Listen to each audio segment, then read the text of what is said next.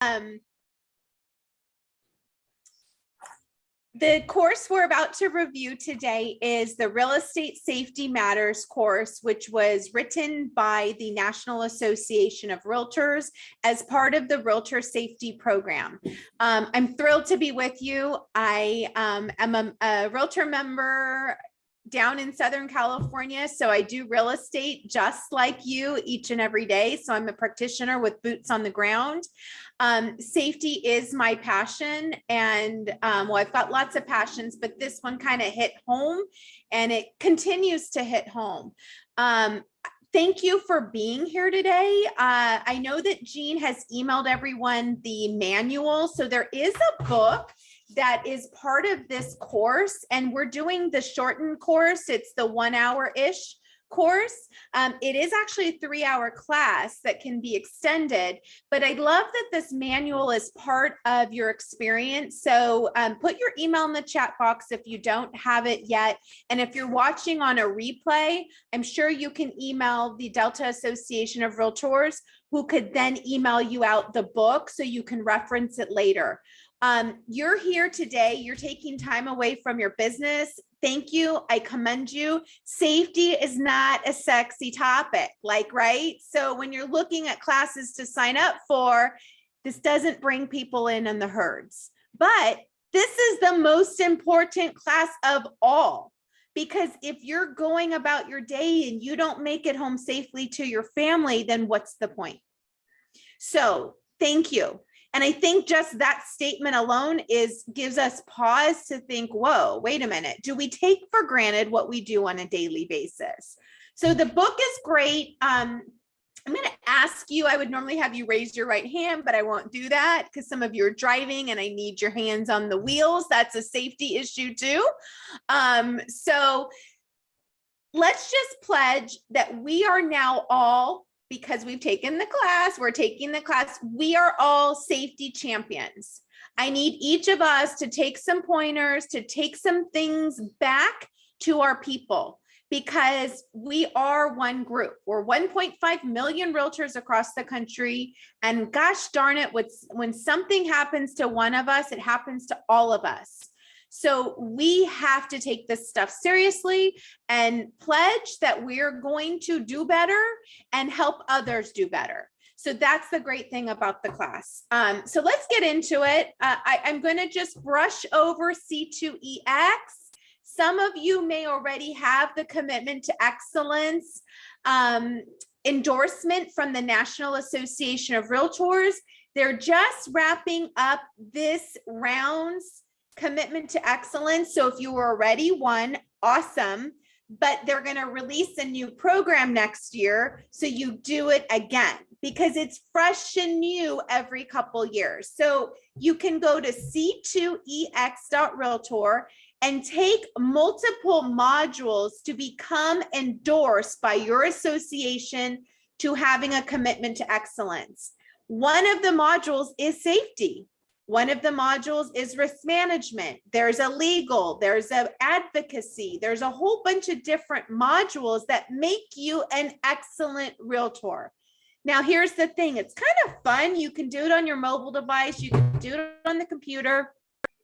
And you go through these modules, they simulate things, they ask you questions. And if you don't quite get them all right, then they take you to school. Like you go into another place and you learn some new things. And maybe I haven't passed a couple, so like I had to go off on some field trips. And so if you don't pass the safety one, you go on some field trips on the NAR site for safety. So it's really cool.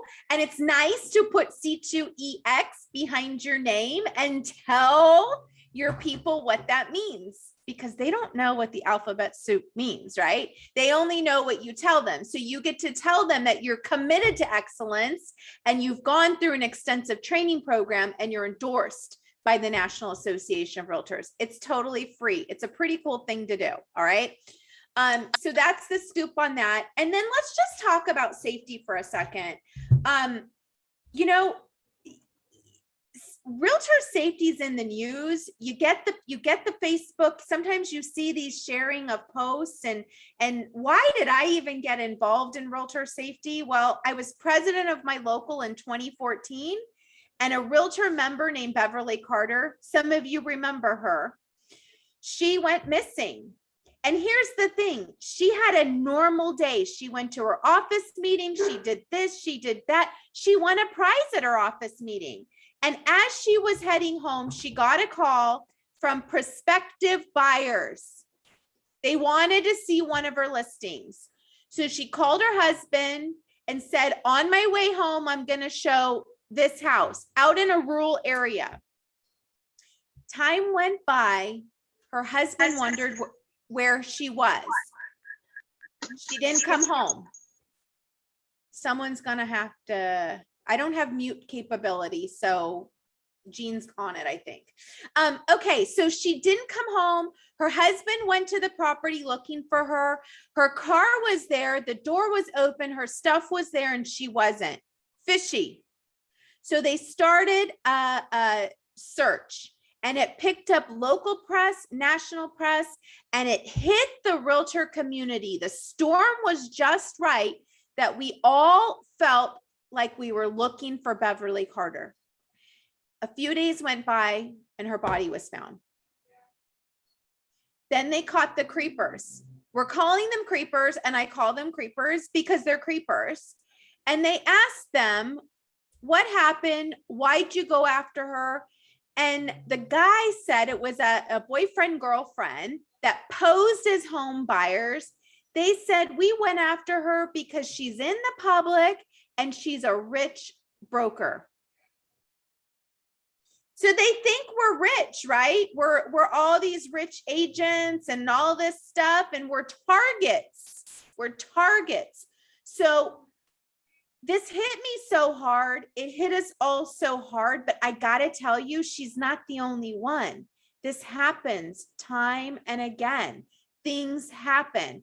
And so we have to learn from our other brethren's mistakes so that we can be better and do better and protect each other. Because many of us do risky things, but we do these risky things because what? We don't want to inconvenience someone. Could she have called her husband to meet her at the property? Could somebody have joined her? Anything. Do you think that everyone that knew her is like, why didn't she ask for help? Well, because A, we don't think about it, and B, we don't want to bother people. But you tell me one person that wouldn't have wanted to be bothered to protect her. So, and gotta say this, if she pulled up in the car with two people, could it have turned out different? Likely it would have. So it hurts my heart. But it's what happened, and it's what continues to happen. There's deaths related to real estate. There's all kinds of crimes related to real estate. And there's anywhere between 10 to 20 homicides in real estate a year. So we have to be having these conversations. In the book, you'll see a foreword from Chris Policron. He was the president of the National Association of Realtors at the time. He was also from Arkansas. So that's where this book, this class came out of. We're on version 2 or 3 now. We continue to try to update it as much as possible. The Realtor Association, the National Association of Realtors takes it very seriously. We've got this realtor safety program. We have a safety committee now that reaches out to all the states to make sure that we're one group together. So let's talk about this high risk business though, because I think that sometimes we don't think about these things. We don't think, this is going to happen to us. We go about our day the way we always do. You guys are going to broker meetings. I heard that you have your tour type meeting at a restaurant. So, you go to your office, you go to your association, we're trained for the mall. We're trained for the parking lot at these places, but we don't train our brain for our everyday activities. And that's what we need to rethink. So here's some stats. In 2016, 69 fatal injuries related to real estate, 10 of which were homicides. It's 10 too many, if you ask me. But the statistics don't include unreported incidents. These are some stats. These are things you should share with your fellow people, because we think that Friday, Saturday, and Sunday are like the big days, right? Well, the creepers come out on Tuesdays and Thursdays mostly. And men, I'm going to call you out, John. You're here. Thank you. Thank you for being here, because men are just as vulnerable, right? Like, I know that men kind of feel like, well, but I'm a guy, and but you're no match against a weapon, right? So like, there's 1 in 3 victims are men. That's compelling. It could be victims of all kinds of things. I teach this class across the country, and I went to Tennessee once, and one of them said that they were out putting their signs, and it was a guy. He was out putting his signs. He went back, and his car was missing. Someone stole his car. So like, there's all kinds of real estate related crime. Robberies absolutely can tend to progress to more serious crimes. I mean, if you think about it, sometimes there's that fight or flight moment. And do you think us, the victim, could agitate an offender to make it worse if we're not thinking ahead, right? So we got to program our brains, because I believe in prevention as the best cure, folks. You prevent the thing from happening, you're not going to have to worry. But if you've trained yourself for all the what ifs, well, first of all, we know insurance, right? All the what ifs means you like diminish the possibility. But if it happens and you've thought about it in advance, you might have a better reaction than had you never thought about it before. Okay, we know suburban and rural locations. So this whole thing about the urban downtown being like the most violent for real estate is not necessarily the case. Suburban and rural locations, and I know many of you do work some of these types of areas. So these are the things that I want us to kind of think about. How do we portray ourselves? Well, that creeper said that she was a rich broker, right? We're meeting unknown people at properties. You're doing it. People are doing it. Realtors are doing it. How can we stop doing that, right? Like, that's the question. What do we do differently? You take a safety buddy, you take a friend, you take a colleague, you screen them better. You meet at the office first. You meet at Starbucks first. You meet somewhere first. Because here's the thing, when we get the call, and it kind of seems exciting, right? Like, there's a buyer, there's a prospect, I might make a sale.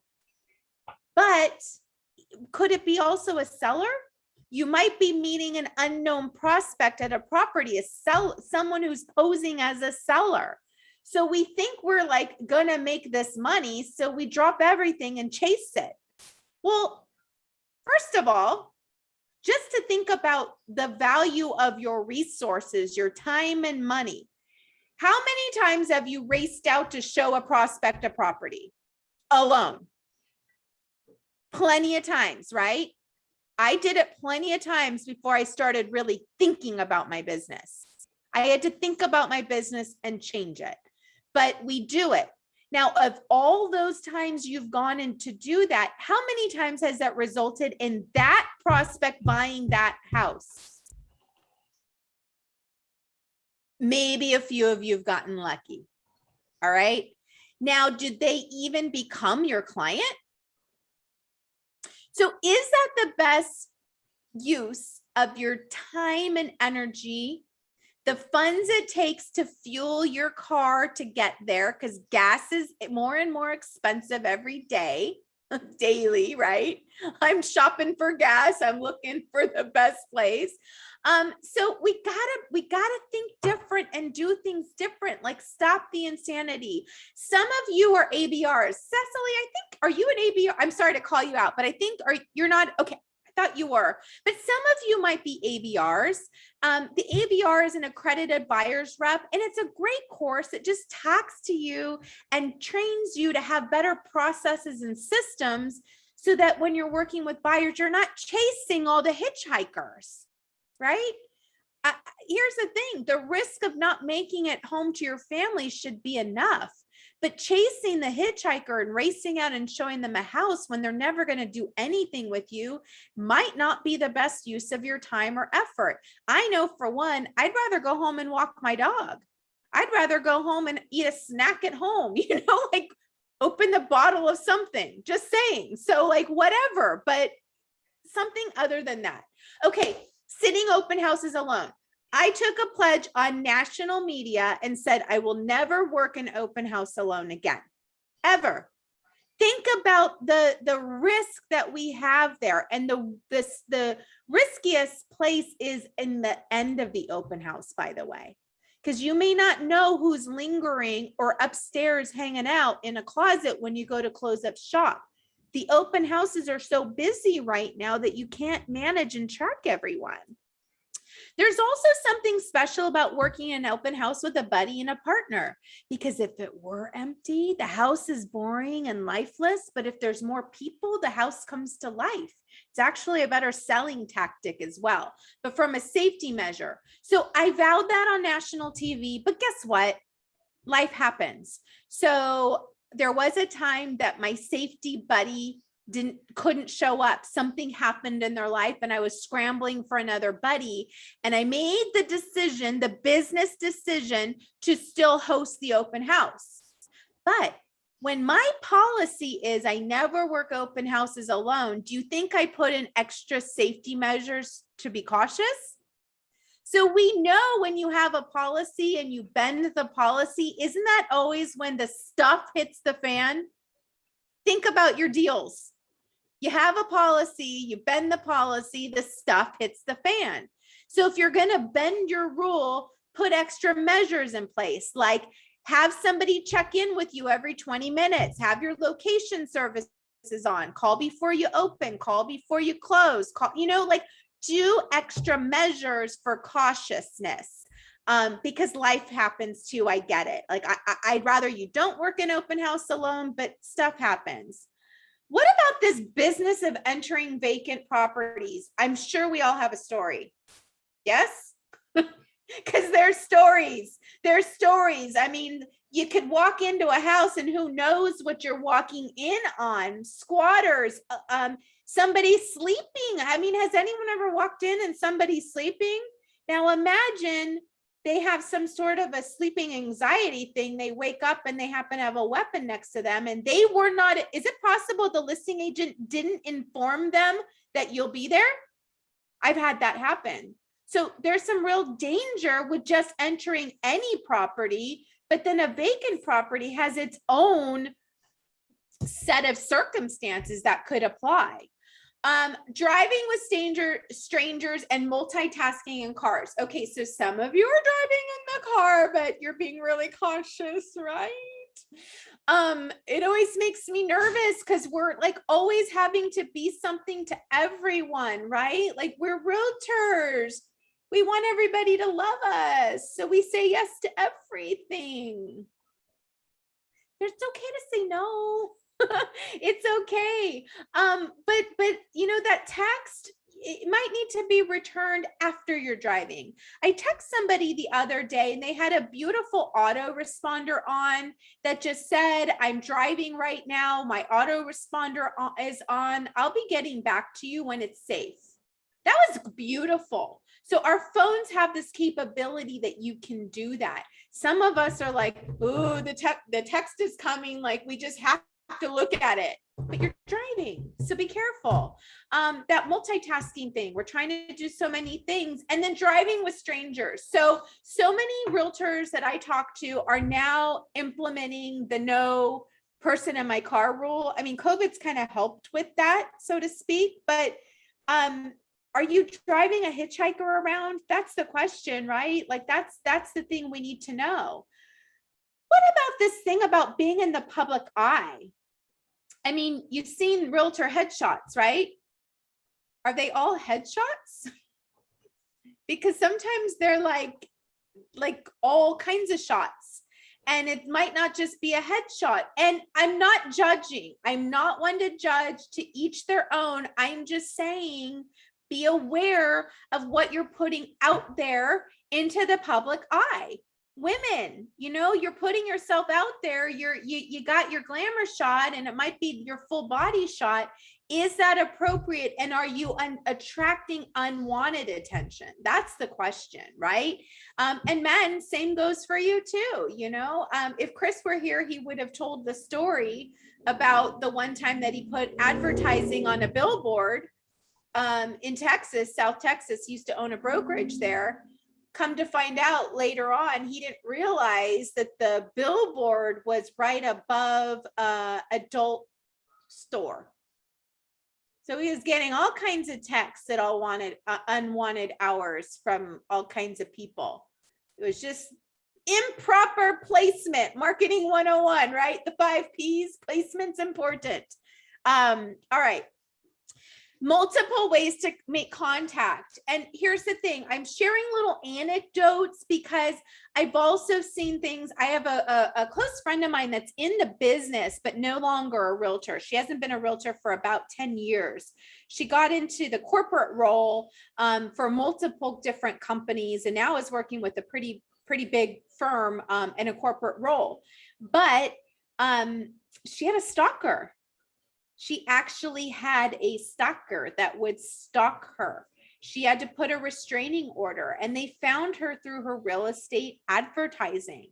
And so there's all these ways for them to find us. I mean, public record is public record, but we're putting ourselves everywhere. We're basically telling people, call us, text us, tweet us, Facebook us, FaceTime us, you know, like Skype us, Zoom us, whatever. We're telling them to come find us. In fact, we're doing Facebook Live videos saying, hey guys, I'm out at 123 Main Street from 1 to 3 today. I've got this house open. Come and get me. I mean, really? It's interesting when you step back and think, whoa, our business is kind of different, perhaps risky. The other thing, we're handling a lot of client information. I'm going to expand on this because I think we're also missing the piece about client emotion, right? Client emotion. There's a page in the book from Philip Ferranda from New York where he shares a story that he went in to give his seller some information because we're the messenger of the market, right? We have to share the good, the bad, the ugly. Well, it was not a good moment for the seller. They had a lot of other life happening at the moment, and the seller didn't take the information well from the messenger and blamed the messenger and punched him in the face. So we don't know what we're walking in on at any given moment. I have a story of a seller that ripped my sign post, ripped my sign off the lawn, stomped on it, got mad that he was locked out of his house because someone else locked the garage door that they weren't supposed to. He came home at a crazy hour, was calling me crazy, called the police on me. Like, I don't know what would have happened if I actually went to the house. Like that would have been like a really big no-no because in that moment, who knows what he was dealing with, and he just needed to blame someone in that moment. So other things, data security is really important. How we protect and handle data. Are you collecting too much information? If you are you storing it longer than you need to? Are you storing it in ways that you shouldn't be? So there's a whole section in the manual that helps you know how to handle the data. Also, I had a student once that told me that they had the old school files, and some of us still like to touch paper. We want to print paper, right? So they've got the old school files. They're not going digital, but they left them in the back seat of their car with all the client's personal information. The back seat got broken into, all the stuff got stolen, client fired them. Well, you know, I don't know, like maybe that was just, right? Like you shouldn't have your client's files in the backseat of your car. But mostly this, and men, women, all of us, it's that feeling of who would harm me? but this isn't going to happen to me, right? It's not going to happen. I'm fine. I don't really need to think about that. And I think we do need to think about that. I want to share just one other story that recently in August in Huntington Beach, California, there was a man living in a home, and it was like a trust. I don't know if it was actually a trust sale or not, but he thought he was the heir, that he would be getting the property and remain in the property. Well, it was set up in such a way that the kids, him and his sister, were going to sell the property. So he was really upset. He was going to sabotage that sale in every possible way. You guys know what I'm talking about, right? We've dealt with this, right? So he was going to sabotage the sale. But as days and weeks went by, he was more and more angry about the property being sold, because he felt that he was the heir to the property and he would remain living in there. And so the property went for sale. A realtor was hired. They were doing some inspections, and it was a Saturday morning. And a realtor, the sister, another party, and a home inspector, 4 of them went to the property to do the inspection. And the person living in the property did a active shooting event and shot them all. The home inspector died. The agent went unharmed, and the other 2 were injured and hospitalized. The home inspector died on the way to the hospital. This stuff is happening. This happened in August in Huntington Beach. One of the agents in my office said it was like 2 blocks from where her son's dad lives. So like it hits home. It hits home. And this can happen anywhere. So this who would harm me mentality has got to go. We have to be thinking differently so that we just take precautions. Again, I'm all about prevention as the best cure. So if you have notes or you want to look at the manual later, maybe you're following along now, on the side of the slides, it does have the page number. We know the stats. I will say this, if you're interested in some follow-up stuff, and please feel free to put stuff in the chat box as well, but NAR.realtor/safety is a fabulous link. And I think that if you want to go in, they've updated the safety profile. So they interview members from the National Association and do a safety report. The 2020 version is there. It's available for download for free. So you can look at the latest numbers and kind of what's going on there. You can look at some of the most used apps and all of that good stuff. So these are the numbers. We know that 33% of those surveyed said that they felt threatened on the job. I'd like to think that that number might be a little higher, because some of us have felt a threat. Or maybe you just had the spidey sense, like just the hair on your neck or on your arms that have kind of crawled up.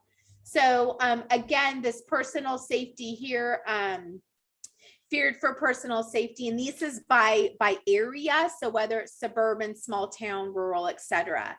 So these are the stats from the old report. They've actually gone up. We're becoming more safe, but the stats are this: 40% of us do meet prospective buyers at the office or a neutral location before first viewing a home. Why would that be important, to meet them somewhere neutral first?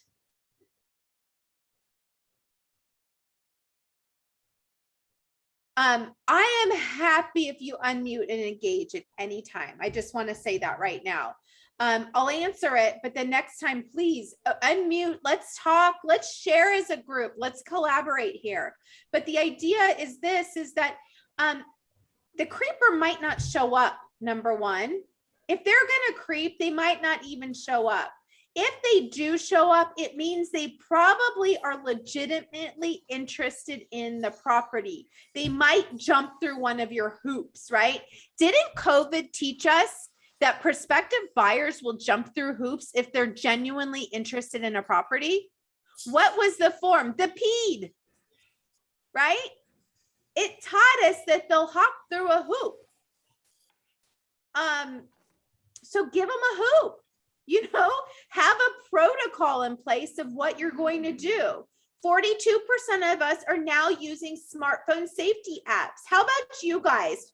If you want to unmute, please, if you're in an unsafe environment, don't put in the chat, but what are you using as your safety app? Are we using something? Nope. Nope. Will we be using something? Hopefully. Yes. Okay. So here's what we use. Anyone using something that they want to share? I'm trying to get a pulse of the group. Oops. I use Glimpse, but I don't use it for safety. Oh, okay. But so you're seeing that there is the safety piece to it as well. I did not know that until now. Awesome. I love it.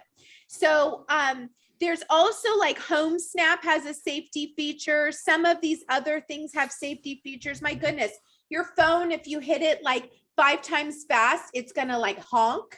That's a great thing. So you should test that out. We just, as a safety precaution, use the Find My Phone, like the location tracking. That's like a really valuable thing. I'm going to share this though, lessons learned. So can I admit to maybe making a mistake in the past? One of our amazing, beautiful agents, she has, I actually can track her right now. She's cool with me tracking her anytime. Not that I'm tracking her, but it's like a safety thing. We love and care about each other, right? So she turned on her location services early on when she joined our team, and she was going to show property. And she said, I need you to be my safety buddy. Keep an eye out for me. And I was like, okay, great. And so I did, and I would check in with her, but admittedly, and this is where I'm really embarrassed, I got busy and I had a client call and this happened and like a million things happened. And it was like 7 PM and I kind of had this like, Annette, I didn't check on her, so I'm like checking her location and all this stuff. And I'm calling her and I just had this massive guilt. And I said, I'm so sorry. I got busy. This is terrible. I'm like the safety person and I didn't fulfill my safety duty. I'm the worst safety buddy on the planet. And she said 2 things. Number 1, you weren't my only safety buddy. My son was also tracking me. So I was like, phew, right? And she said, number 2, I didn't close the loop. So a big part of that was a lesson that we learned together. So we realized that let's have 2 safety buddies and let's close the loop with everyone and do check-ins throughout that time period. So the Find My iPhone, and they have this for Android as well, is a beautiful tool that you can use without even downloading an app. I think it's worth it. Because most of us do tend to work in certain things and do things alone. And even though you have a client that signed a buyer rep agreement, they might be going out with you for the first time and maybe you don't have that rapport or relationship yet. So, let's think a little more cautiously. So these are some of the commonly used apps that some of our members are using. The updated safety report also has an updated list. So it includes, actually, I think HomeSnap is on there, but there's some others. Are we all on Supra? Are you guys on Supra as well? Yeah. So I know Central Lock has a feature. I honestly don't know if Supra does. I think it has something now, but something worth looking into. Again, it's this consciousness of I could be doing something that might be risky. Let me have a preventative, proactive something in the background.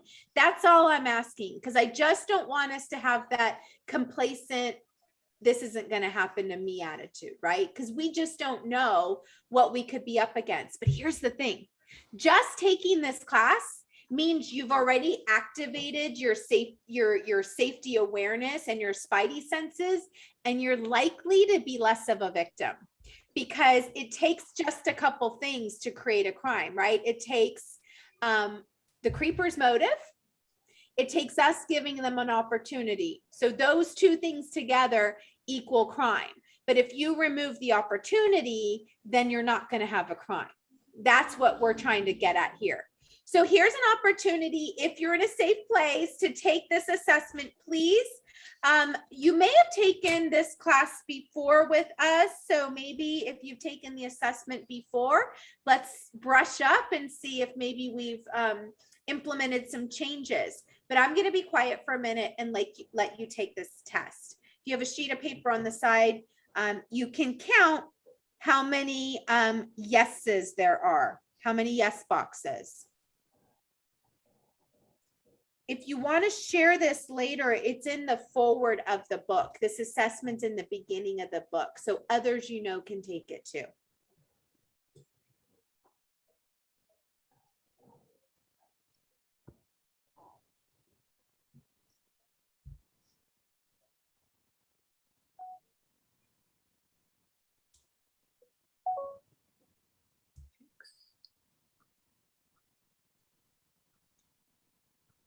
Fix.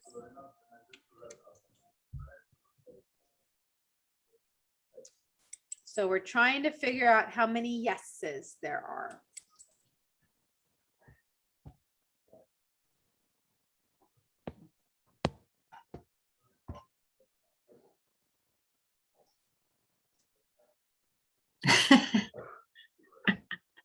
Room for improvement, Aha.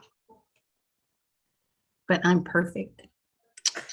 Yeah, it's not going to be me.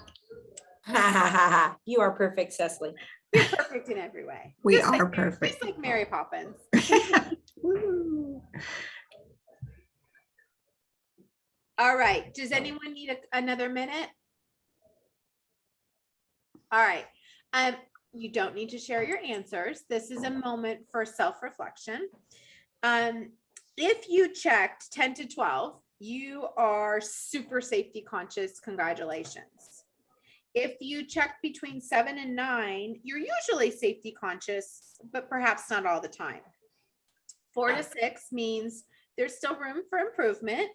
And 5 or fewer, you are taking some major risks. So again, reflecting back to 2014 and kind of my safety wake up call, we didn't have this self-assessment yet. I had made my own, and we manifested this in the materials from that conversation at the mothership in Chicago. But the idea here is I did an assessment. I said, where are my holes and gaps and where am I vulnerable? Because, I wanted to be a genius and learn from someone else, because we could be smart and learn from our mistakes, but we could be a genius and learn from others.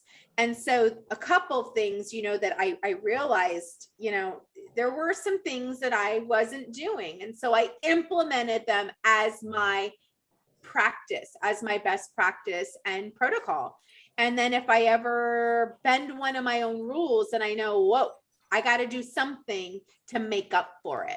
So you can't do this all the time. So I'm not going to say that I avoid wearing a valuable wristwatch or jewelry on the job. Yeah, I try not to, but I have a friend locally, and some of you know her, Annette Graw. And we were doing safety and talking about safety. And she remembered a time that she was working an open house, and she had a lovely pearl necklace on. And so she was at the front of the open house, and a man walked up and said, "That is such a lovely necklace." And she kind of went, "Oh, thank you." And he said, "And now I'm going to have it. Give it to me." So she had a moment to think, right?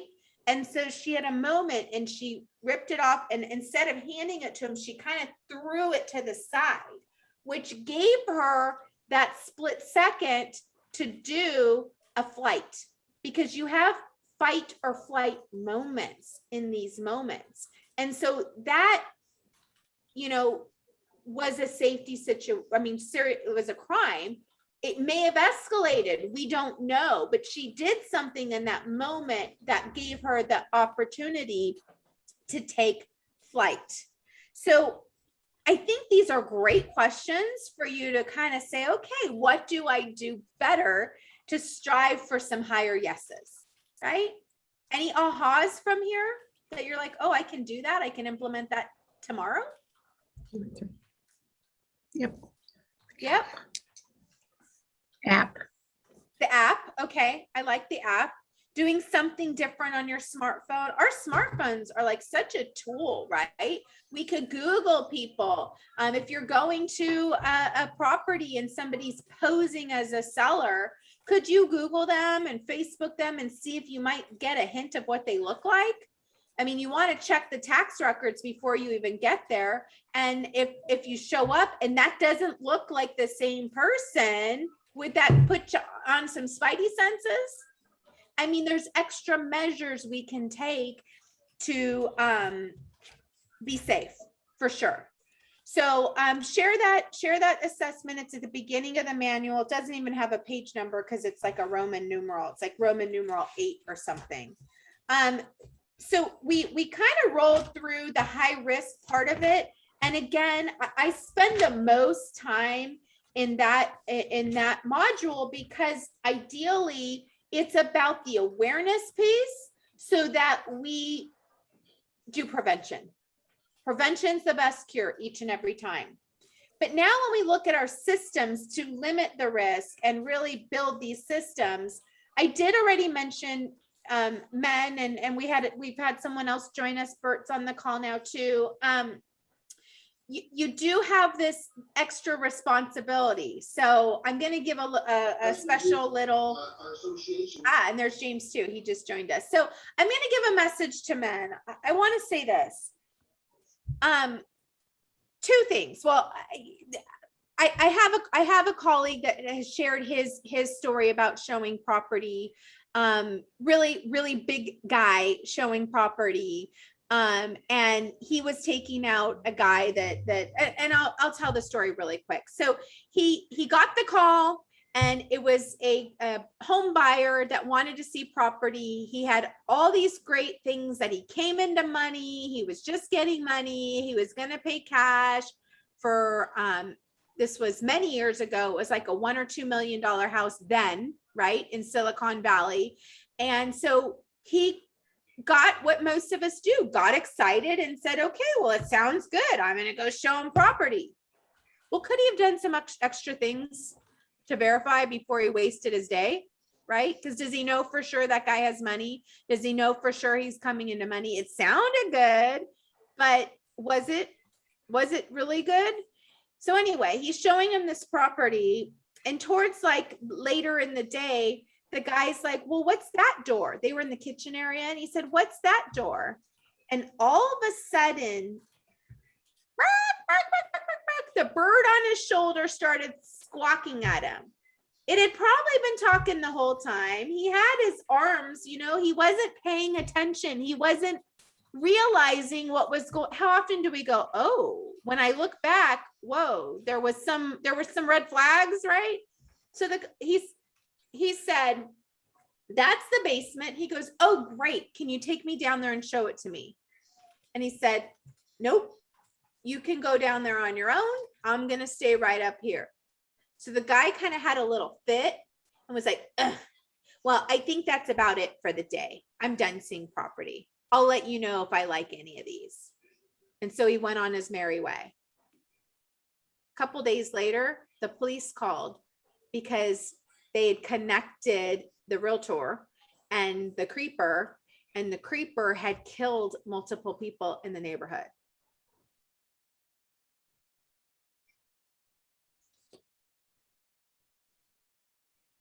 It can happen.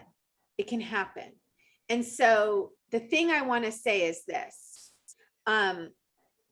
I didn't say his name because I want to share that I know he felt like he's a big guy and could go out and show the property and probably didn't have maybe some of the feelings that someone my size as a woman does. But the more men you go out and show the property and are okay with that, it's setting a standard for all of us. And so I'm going to say, number one, you're vulnerable too, because you're no match against a weapon. And number two, and it's not just men, we all have a responsibility, because the more we all have a protocol, the better our ultimate profession will be.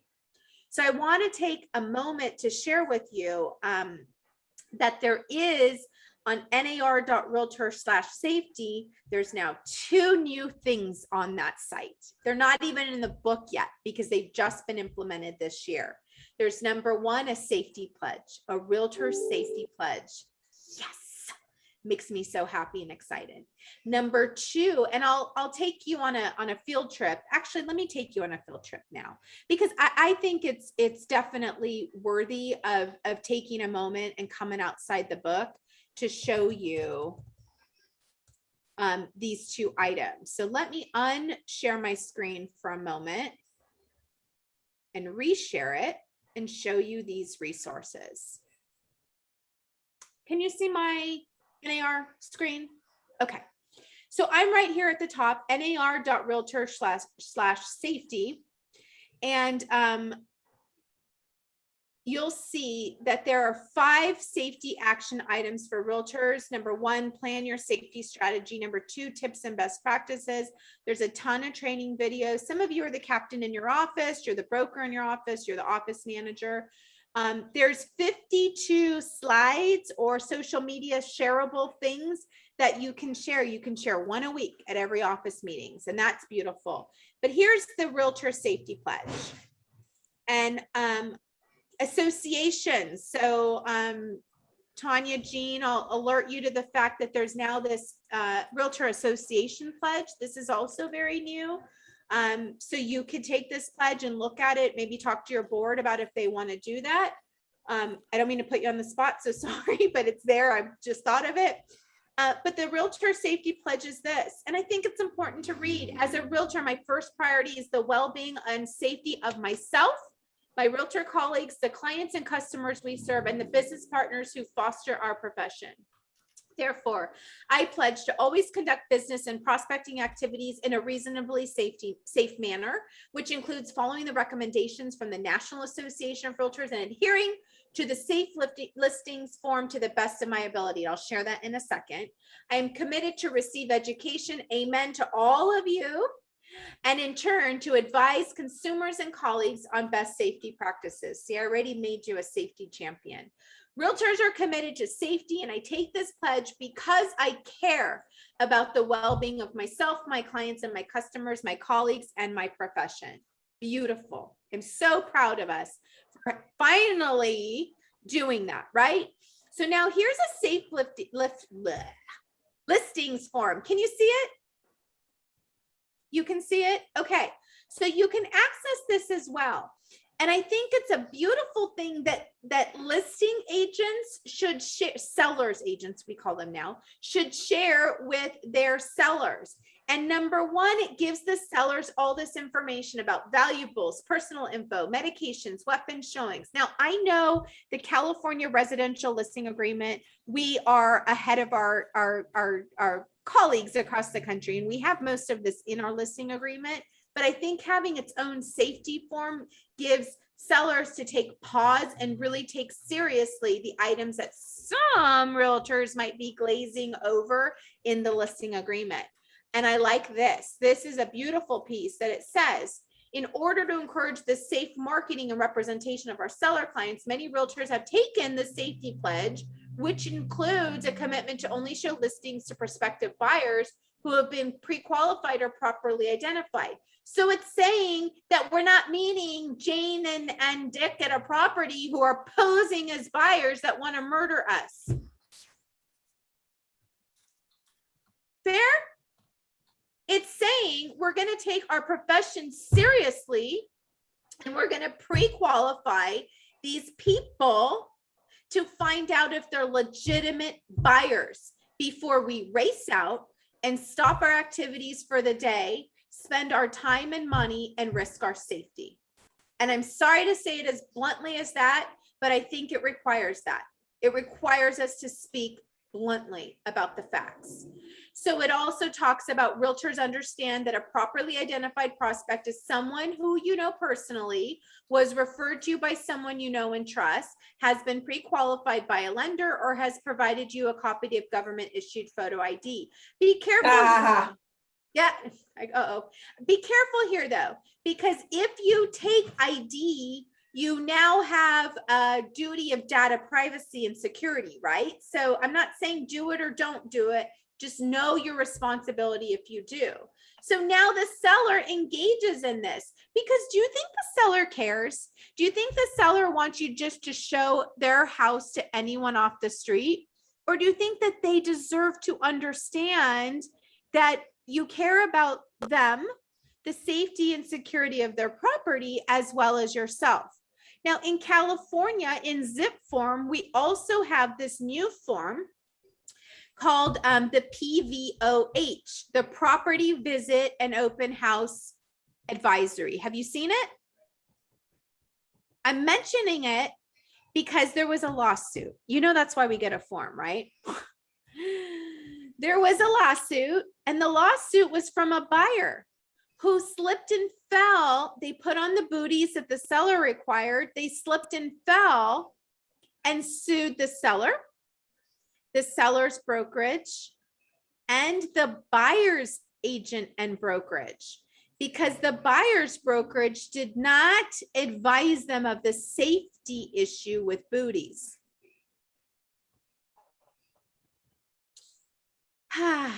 Real estate is fun. I have to remind myself that real estate is fun. Real estate is fun. Real estate is fun. But here's the thing.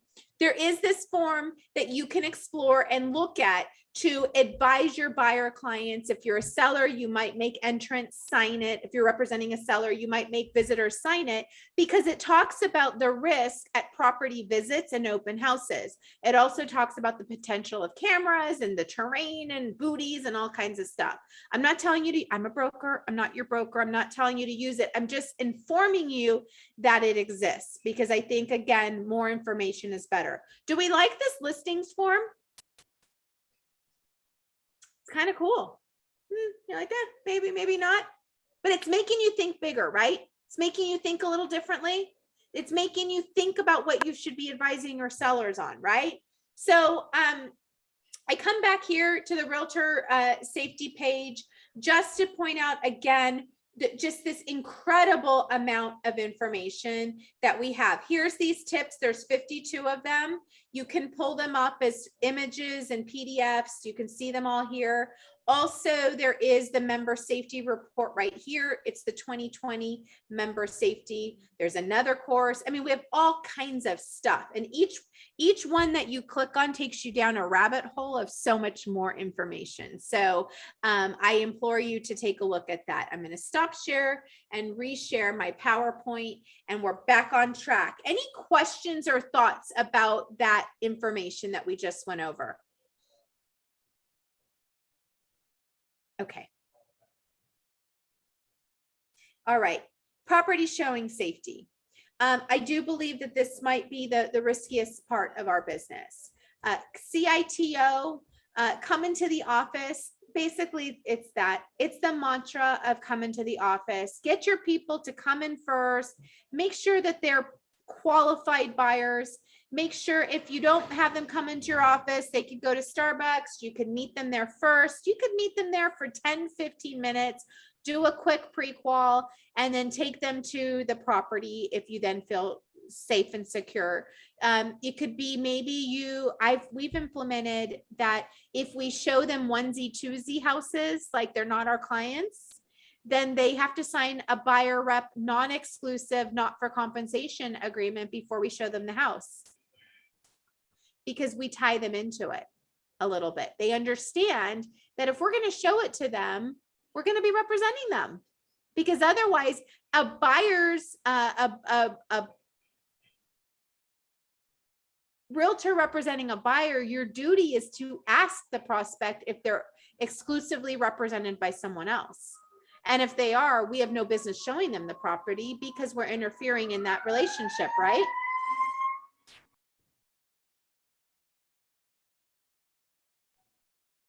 Byron. Background checks. This is up to you and your broker how you want to do this. There are apps that can give you deeper level background checks. I think sometimes just a Google search is a lot. It's enough to give you some information. Again, your office should know where you are. Somebody should know where you are. If we're coming upon, yesterday was the first day of fall. We all have our pumpkin spice lattes, right? So now we're going to start getting, our daylight savings is going to go away and it's going to start getting dark earlier. So what are you going to do in your practice to be aware of that and know that it's going to get dark? I never thought about this one. No one taught me how to show property. No one taught me what was safe or not, right? I used to park in the middle of the driveway. I owned the driveway when I went to show property. But come to find out, that's really bad because I can get blocked in. And if I had to make a getaway, I couldn't. So now I park at the curb. I learned that when I tuned in to safety. Carrying only the essentials, keys, phone, men. You all have pockets, right? What you're wearing right now probably has pockets. I rarely have pockets. Today I happen to have them, but ladies, do you have pockets right now? Okay, a few of you might, but sometimes we're out showing property and we don't have pockets. So are you fumbling around? Now the fanny pack has made a comeback, just saying. Having a little sling bag. Chris has always warned me though, with the sling bag, somebody could grab you with it. So, you know, it's like there's always 6 of one, half a dozen of the other, right? But I tend to have something small if I don't have pockets that allows me to put my phone for the Supra and for the MLS pulling up in the property, my keys, if you happen to want to carry other safety weapons type things, pepper spray, other things, you know, these are all your personal decisions, but carrying only the essentials. I will say this. Do not pull up to the property and then fumble around and put all your stuff in your trunk, because a creeper could be watching you and then you go into the house and they break into your trunk, right? So you do it in a less conspicuous place. And when you meet for the first time, you're ready to grow. And warn your buyers to do the same, because nobody should be fumbling for stuff, all right? So be organized before you get to the property. Never turn your back to a prospect. I used to walk in the room first. I'd walk in like I owned the room and I'd show it to them. Well, you know, now I realize, wait a minute, the prospect should be going in the room first for a couple reasons. From a sales perspective, I want them to experience and discover the room. I want to be able to watch them for their reaction. Plus, I don't want them to be somewhere behind me that they can do a sneak attack if they're a creeper. All right. So they always walk first, always, always, always. If you have, you know, a chivalrous Southern person that always wants you to go first, you just need to set the rules and say, listen, when we show property, you're always going to go first because I want you to experience the room and see it firsthand. And that's it. You deal with it, but you avoid the spaces that could be traps. Another realtor teaching classes has shared with me that she was wearing really high heels. So, you know, you got to think about what you're wearing, ladies, and even men, you got to think about what you're wearing. You know, are these shoes that you could take a flight if you had to? Are you comfortable in what you're wearing that you could take flight should you need to?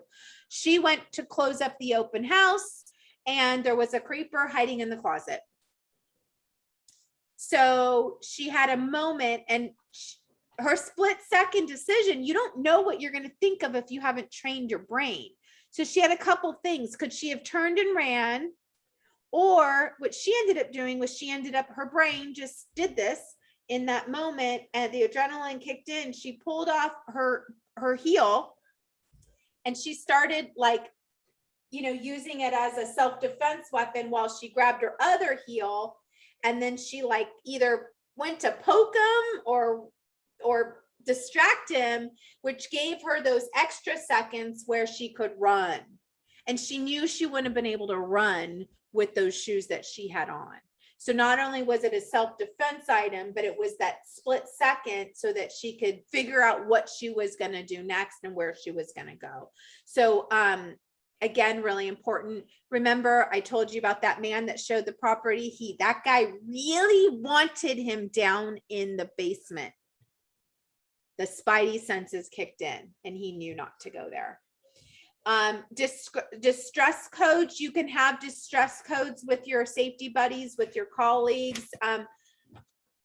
I don't know about this. Can you email me the red file? But there's something you can use that would be the appropriate distress code.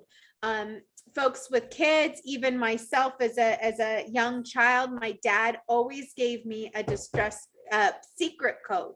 He gave me the secret code that even if anybody came to pick me up from school, unless they gave me the password, I was not to go with them, even if I knew them. They had to have the password. Our password was strawberry. That was what it was when I was a kid. But if they didn't tell me strawberry, I was never to get in with them, because then I knew that it was not authorized by my parents. Showing safety for sellers. Again, I think the nice thing is that safe listings form does talk about this. It does stage, it does set the stage for the seller for safe selling.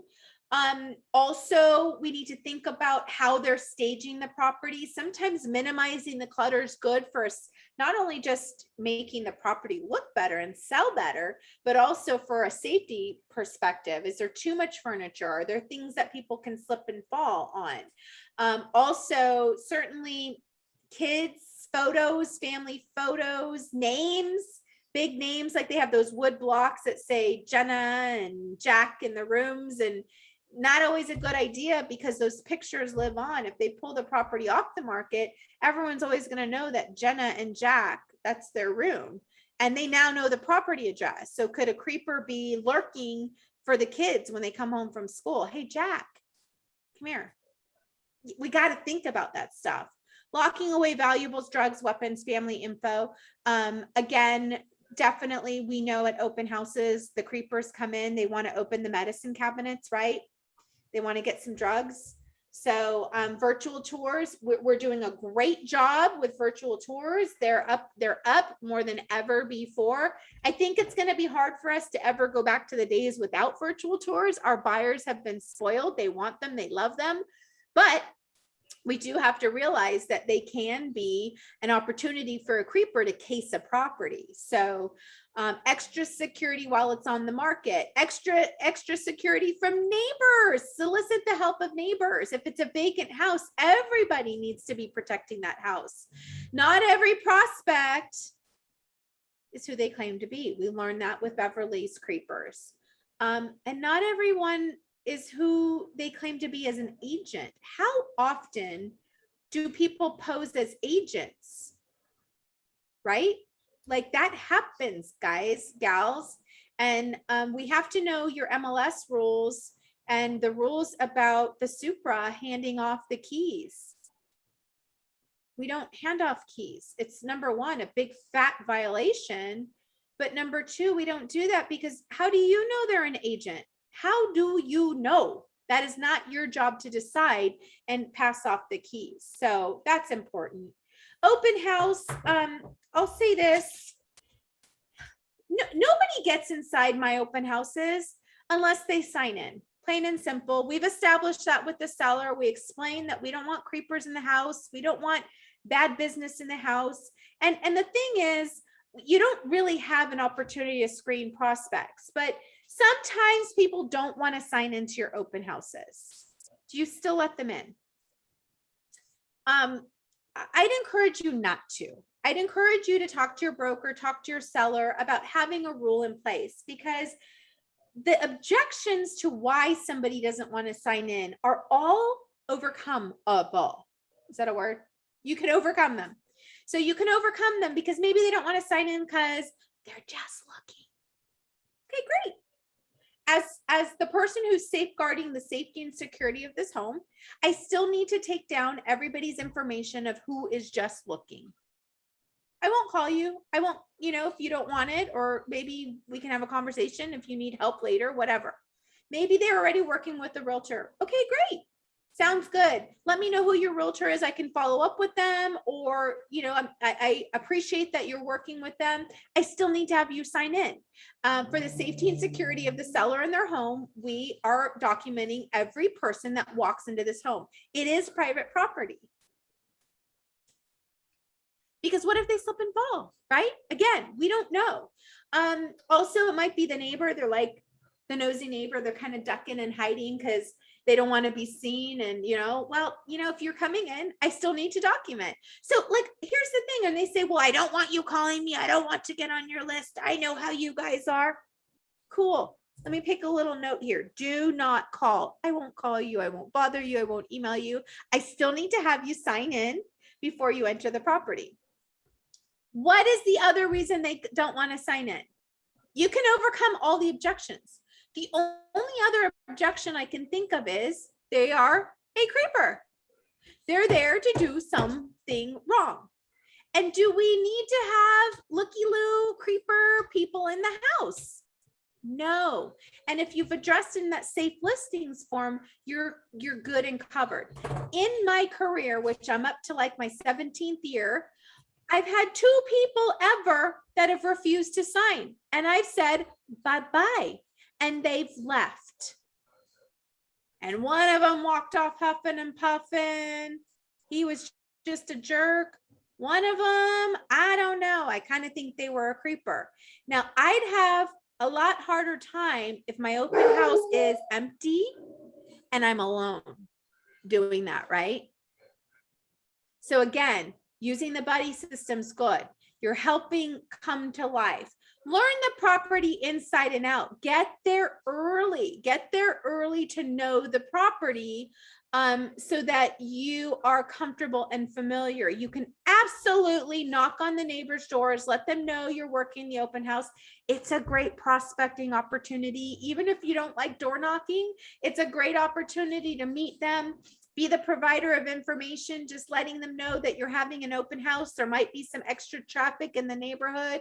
I'm going to be working the open house. Could you just keep an eye on me? You're more than welcome to come in. I'd love to see you there. When you come in, we'll just have you sign in, but would be great to meet you there. Visitors sign in, again, do it. When closing up, never assume that the property is vacant. Know this. You got to do the same measures with potential sellers that you do with buyers. I know something happens when we get the listing appointment that we totally drop our guard, and we don't necessarily do the same safety measures for these prospective sellers because you don't know these things. You don't know all this stuff. And here's the thing. If it doesn't feel right, I not only implore you, but I give you permission to leave. Leave. Go. You know what I'm talking about, right? A situation doesn't feel right, but you still feel obligated because you're so nice and you want to do the right thing and be liked. Well, the right thing is to trust your gut and leave. And I'm going to implore you to do that. It's okay. Somewhere in the book, Chris Garrett from Tennessee tells a story of he got the phone call. He was going to the airport with his family. They were going on vacation and he got this crazy phone call and he pulled up. They wanted to see the house and he's like, it's on my way to the airport. I'll just go show it. He pulled up and every spidey sense activated. He felt uncomfortable. And then he felt worse because his family was in the car waiting. And then he saw that the dude had a weapon. And so he trusted his gut and he found a way to make an excuse and got the heck out of Dodge.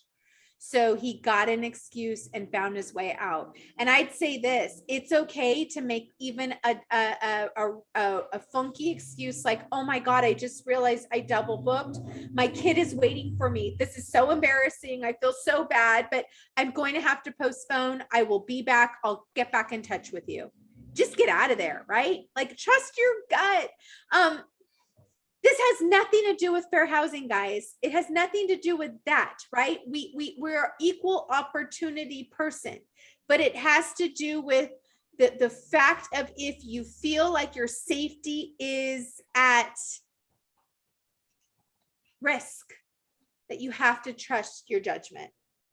10-second safety scan. One of my most favorite things that came out of this book and teaching this course is learning this.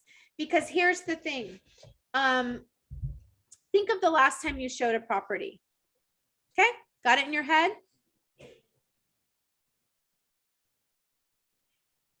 I'm going to walk you through the questions, and I want to know if you remember these things. So the last property you showed, put it in your mind. Do you remember these things? Did you do this? Do you remember arriving at your destination, parking your car? Do you remember where your car was? Was it in a well-lit, visible location? Could your car be blocked in a driveway? Is there any questionable activity in the area? So that's the P for parking. Then as you're getting out of your car, the O for out.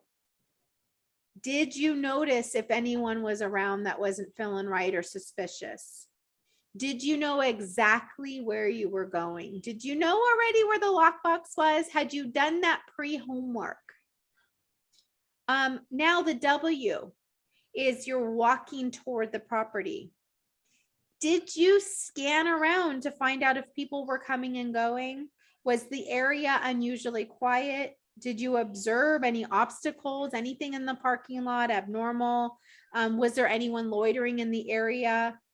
Did you see anything to either side of the house? You know, you got to the Supra. Was the Supra on the front door? Maybe it was somewhere else. So that's now we're at the D, we're at the front door. Did you remember any feelings you had as you're walking in? Did you notice, was somebody following you in? Did you take those moments as you were now entering the house to observe, right? Was there any hustling or bustling or quietness? Was anyone there that shouldn't be there? And then when you did the reverse, or do you just remember walking in the front door and you don't remember any of the rest? Because I know so often we go in autopilot. We go in autopilot, and next thing you know, you're in the house and you're showing the house. You don't remember parking. You don't remember coming out of your car. You don't remember walking to the lockbox or the front door. You don't remember checking around the door or entering the property. But I'm going to ask you to start doing this scan. It's called powder, POWDER. When you park, you get out of your car, you're walking to the door, you're at the door as you're entering, and the reverse. Because heaven forbid you were my friend Annette with a necklace. You were the other realtor friend that was upstairs with the high heels. Or you were Gene in the basement. Oh, I said his name, Gene. You were in the basement with the creeper. If you didn't do the scan, your brain is powerful. How much of our brains do we use? A baby bit, right? So your brain might be super powerful, and you might remember some things if you had to fight or flight and flight. Like, let's say you had to go. You might know exactly where to go. You might not. But if you did a safety scan, your brain is so powerful. You have actually created the ability to, as you're making a decision in the split moment and as you're flighting, you might know exactly even where to go, which neighbor's house to go to, because your brain might replay it. And I'm just asking you to be aware to, number one, prevent it from even happening. And then number two, to be able to activate your brain should you have to. And there is nothing wrong with running. That is the most amazing thing you can do for yourself, okay? That is like the right thing to do if that's the thing to do. So in your book, I'm going to take you through some of these modules, and I'm going to tell you that you have the book to catch you up on some of this stuff. We've already talked about this. Two things: motive plus opportunity is what equals crime. Remove the opportunity. Okay, remove the opportunity. We all have our spidey senses. We all have the gut feeling. We've got the little bird. We've got the hairs that stand up. We need to know our instincts and follow it. I love this. I love this. I love this. One of my favorite quotes. The strongest defense is a plan of what you will do to avoid high-risk situations and what you will do should you find yourself in danger. So the idea here is to avoid it, but at least think about it. So should, God forbid, something happen, you know maybe how you might handle it. It's when we ignore something that, like, that's when the stuff happens, right? Escaping is truly just as courageous as fighting back. You don't need to apologize. You don't need to announce it. You just get out. All right. So you need to know if you can make an escape. That's why I like that powder thing. You might diffuse a situation. There are some people that are brilliant, and in that moment, the adrenaline kicks in and they're able to diffuse. They're able to figure out something to do to create a distraction. And sometimes it's just the moment that you need to think about what you're going to do next. And then there's people that unfortunately their brain freezes and they don't do well in this situation, or their adrenaline hypes up and they might trigger the emotions of the attacker. So let me say this from a self-defense and a weapon standpoint, this is not the time that you learn how to use your pepper spray. You learn how to use it in advance. Because if you're fidgeting and fumbling, you're probably going to piss them off even more, right? You spray them wrong, you do it wrong, it's going to justify them to want to attack. And that is something we definitely don't want to do. I'm going to say this, it's Realtor Safety Month. It's the month of September. Go to nar.realtor/safety. There are so many self-defense type courses that you can take. You get to decide what you want to do, right? You get to decide if you're going to fight back or if you're going to train yourself to do that. Please know that your brain does some funky things, right? You might have that denial and delay where might not be happening. Hopefully you jump really quick to deliberation and decide, what should I do? And then hopefully even faster is your decision. Okay, here goes. And I gave you that story of the gal with her heels because she kind of went into these phases, right? Other people could freeze completely, but I think you won't if you're faced with this, God forbid, because you've taken the class. You've already triggered something in your brain that's going to stimulate should something terrible ever come your way. We have physical responses. We know this. This is that heart rate, the disassociation. You kind of disengage and you go into it. Your stress hormones come, your adrenaline comes. People can suddenly lift up cars in these moments, right? It's incredible.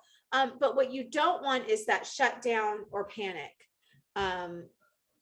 And I've been in those situations when I was a minor and I was with an adult that had a shutdown and panic, and I had to be the adult to take over in a situation. So what we can do is absolutely being confident and prepare. And that's why I'm saying, if you want to explore some self-defense type classes, absolutely go for it. There is a whole section in this module that's not covered in our 1 hour class that talks about weapons. So even if you want to get into that, talks about 911. And then there's this wild, wild web. We just don't have the time to dive in deep, but I want to say this is you need to know about hackers. I did a safety thing earlier in the month with Josh Scharfman. He is the Chief Technology Officer for the California Association of Realtors. Before a board meeting once, he set up a fake Wi-Fi account. And actually, it was before one of his meetings. He set up a fake Wi-Fi account, and within like 40 minutes, he had hundreds of people on that network, all of whom he could have hacked. So you got to know about some of the protections when you're getting on things. There's a thing called VPN, very much worth exploring if you're ever going to get on someone else's network, because it secures you so they can't get into yours. So that is super important. And then it talks a little bit more about some of these other things that go on. There's this phishing. You might even see the scam right now. Some creeper keeps texting our agent saying, this is Tamara, can you do a favor for me? And I guess I need them to go buy gift cards and deliver them to them. That's what I want them to do that I didn't know I want them to do. So that's a common scam going around. There's all kinds of email text scams. We know about the wire fraud, right? We're really telling our people about wire fraud. That's a big one. But when it comes to data, it's really important that you go back and you think about these 5 best practices. So the stuff you're collecting in your files, and if you're taking driver's license, if you happen to be getting socials, I hope you're not, but if you do, you need to take stock of what it is that you have. Where can you scale it down? How are you properly locking it? So if it's on your computer and on a network, is it properly locked where someone can't hack in? Is it time to pitch it? Because you only need to hang on to records for so long.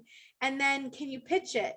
And then planning ahead is actually having a plan in mind about how to do things. Page 53 has a thing about smart passwords. I love this.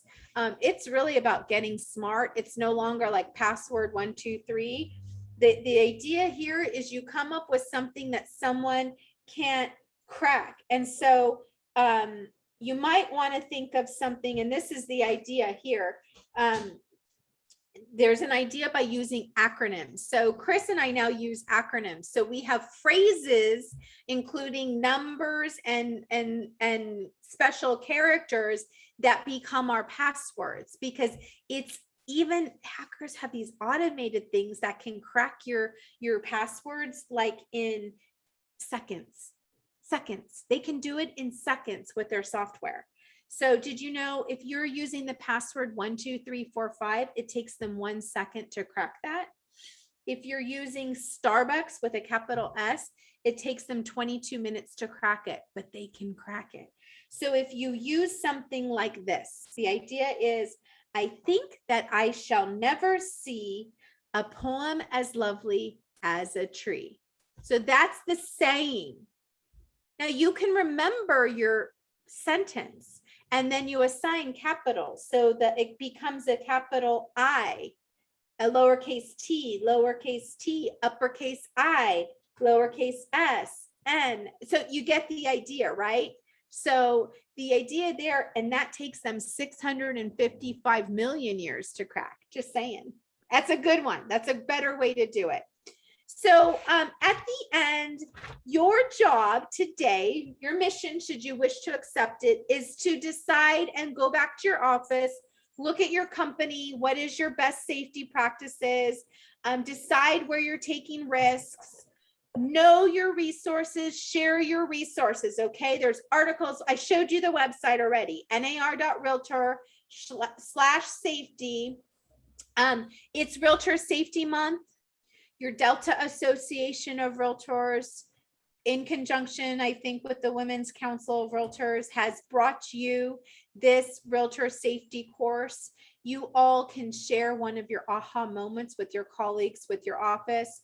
Hopefully there's something that you've said, I'm going to start that. It might be based off of the safety assessment, might be based off of one of the stories that I shared. But again, remember, this is all part of your National Association of Realtor member benefit.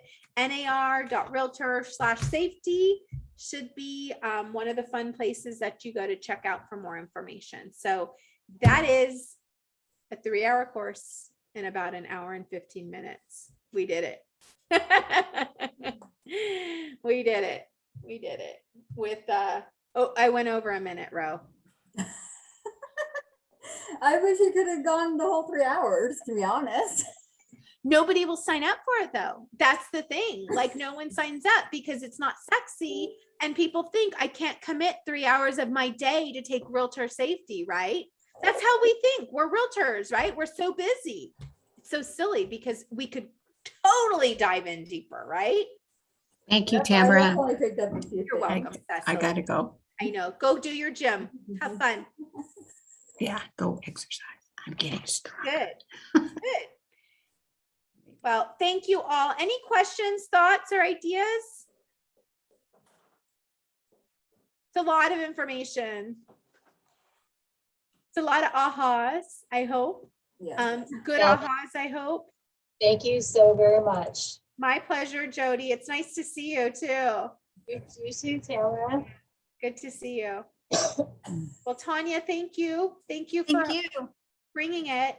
And I guess I'll see y'all soon on the flip side somewhere. Yeah, thank you for doing this presentation. It was great. It's my pleasure. It's my pleasure. I hope everyone got something good out of it. And I hope everyone shares something, share a topic, share a tip. We do have a Facebook group called Innovate RE. So if you check it out, Innovate RE, we'll add you to it. We share things like this, safety resources, stuff like this all the